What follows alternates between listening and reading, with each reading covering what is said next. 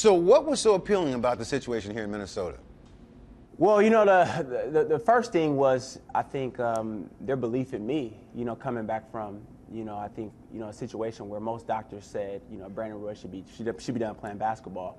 And they were excited. It was like, man, we gotta make this push to get you in Minnesota. Shot clock down under 5. In the corner for 3 for Roy, and he knocks down the triple. You know, when you assess yourself personally, it's up here. Yeah. You know, and now all of a sudden, if it's a little lower, then how do you sort of adjust to that? Yeah, I think the biggest step was actually not playing last year, because sitting there, I said, okay, look, you may not be the player you were, you know, your first 4 or 5 years in the league.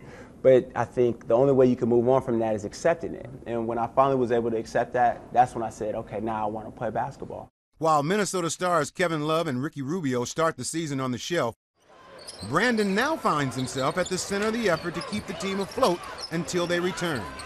Brandon Roy with dang right in his face buried that. Is there a little more pressure on you now with all these injuries that you guys go into the season with?